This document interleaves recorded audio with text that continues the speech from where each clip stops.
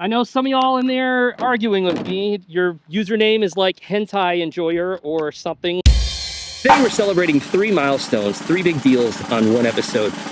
This is the first time on the channel that I've had a shotgun. It's the first time I've had a weapon that's been banned from import, and it's the first time that I've had a weapon that was something third, and I can't remember what it was. Oh, now I remember what that is. 3 big milestones for the channel.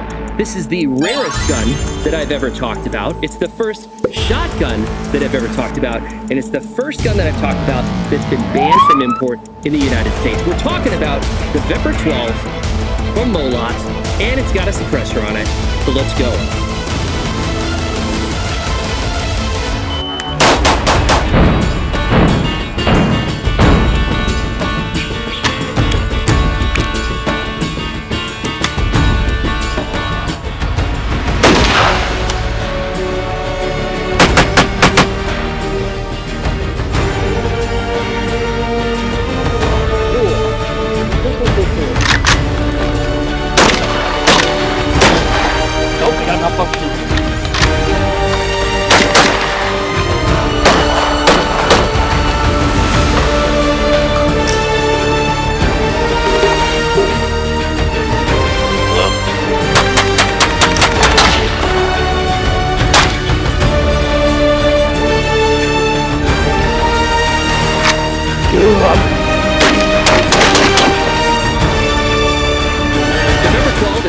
Pattern shotgun, and the 2 biggest questions I get about this are A, is it still imported into the United States, and B, what's the difference between this and a Saiga 12? We will answer both of those questions in good time. Before we start, I want to say thanks to the sponsors. Global Ordnance provided the ammo for this video. This is Sterling 12 gauge, and I also ran some trap shoot, which it is 1,300 feet per second, which is the minimum requirement for this shotgun. But I didn't expect it to cycle normally, but because we're running a SilencerCo salvo on the end, I was interested to see if the added back pressure would allow the shotgun to cycle. Baby! Make sure to go to Global Ordnance for all your ammo needs and use code 12SPIES. The other main sponsor of this channel is X-Star USA, maker of fine polymer bits out of Arizona. They're great people. We've been working together for a while now. I love what they do. They love what I do, despite all the stupid things that I say. They're just great folks. So make sure to swing over to xstarusa.com and check them out. First and foremost, it was provided to me by Fairmont Firearms, which is a friend of the channel and a friend of mine. Provided the shotgun and the suppressor. And if you're eagle-eyed, you'd probably notice that in the video, I also had a Rex Silentium SEG12 suppressor, which was also owned by them. These are both NFA items. So this is a 12-inch barreled shotgun. It's very spicy without the suppressor on it. And then this is the SilencerCo Salvo, which I think is just a beautiful suppressor. And we will talk more about the effectiveness of it. But I do not have a relationship with Molot, and I do not have any relationship with Russia. I have about as much of a relationship with Russia because I'm holding this shotgun as you have a relationship with China because of the phone that you're watching this on. So let's go over some details on this forbidden fruit. Now, the differences between a Molot VEPR and a Saiga 12 boil down to what type of Kalashnikov pattern rifle they are. As I said, this is a 12-inch barrel. It has a non-adjustable gas system. Everything is chrome lined on the inside to prevent corrosion. The gas on this was designed specifically to be able to handle a wider variety of commercially available shotguns because this was designed as a sporting shotgun. The Saiga, as you know, is based on a standard Kalashnikov pattern rifle. The Molot is based on the RPK, the light machine gun variant. And there's been several improvements that were made on it. It was actually originally designed in the same factory in Izmash next to the Saiga 12, but it was moved to Molot, and they made several improvements, including that improved gas system, the chrome-lined parts. There's an enlarged ejection port so that spent casings, which are substantially larger than a spent 7.62x39 casing, would not stovepipe as they're flying out of the gun. And then one of my favorite features, straight insert mags. So these mags do not need to be rocked and locked. They can just be. So in addition to those non-rock and lock mags, which would usually be an upgrade that you'd have to do yourself on a Saiga 12, they also have last round hold open, which is pretty convenient. And it is built into the gun. It is not dependent on specific magazines. And back here, there is a tab to drop the bolt. The safety selector you can get in an ambidextrous form. This one is not my favorite because the horizontal piece that you use to switch it up and down is very forward. So you really have to get way up here to push it down in place. I kind of prefer when you can just kind of switch it right here within a really set-in grip. And back to the RPK, obviously it's going to be a heavier duty receiver. Up top, we have a Picatinny rail. It is a polymer Picatinny rail, and then a front and rear sight post. The rear sight post is adjustable. Now up top, you'll see a very Russian-looking optic, but it is not Russian-produced. It is a Russian clone optic produced by Novus Precision, and it is a very well-made optic. The controls are very clicky and satisfying on it. The reticle is incredibly bright, and it has night vision settings, and it has a reticle that has a lot of information on it, and it is a prism, not a standard red dot with a non-etched reticle, which is a new thing for me.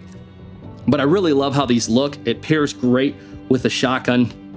And I asked them to send me a couple more of these because I thought these would go really well with some of the builds, especially the builds I'm doing for Reap, where I'm going for kind of that functional sci-fi look. I did want to disclose first and foremost that I have established a professional relationship with Reap Weaponry. So my last video, if you watched, was on the SCY Bullpup kit.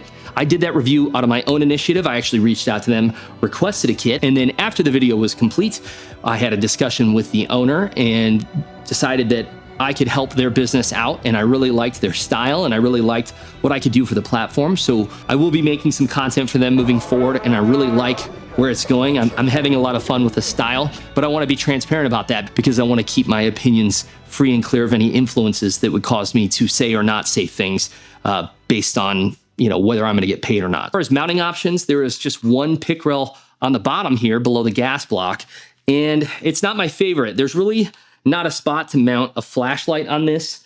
I really would have liked to have an extra, Picatinny rail section where I could put some big beefy flashlight, but obviously, here the suppressor blocks the entirety of it, which is hilarious.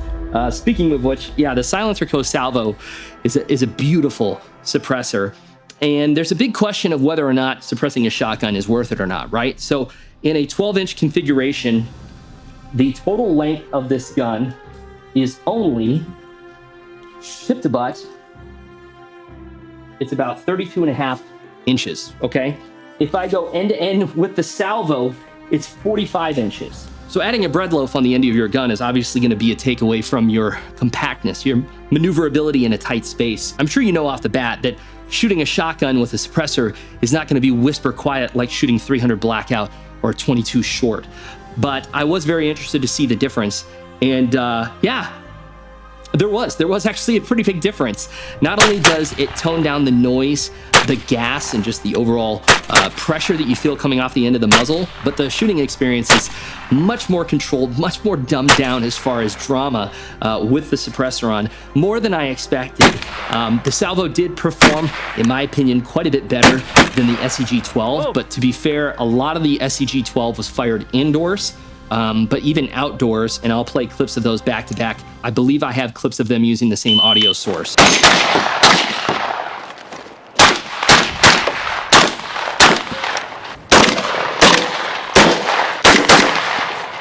Another malfunction.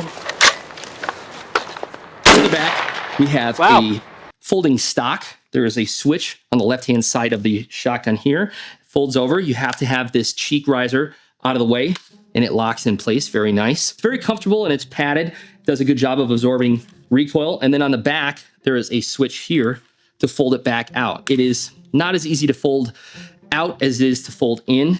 But for a Kalashnikov pattern rifle, it is surprisingly user-friendly. And I haven't cut myself on this one yet.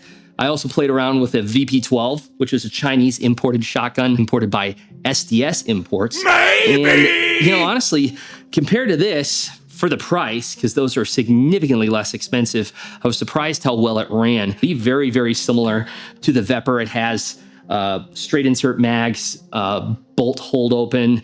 It's a longer barrel. I was really surprised by how good of a shotgun that was, despite the fact that it cut up. At one point, I looked down and I had 2 cuts on my hand that were bleeding pretty decently. I was like, oh, no, what happened? Is that jam? Christ is Lord. But yeah, the VP12, I've actually been impressed with it so far. The only problem is China is asshole.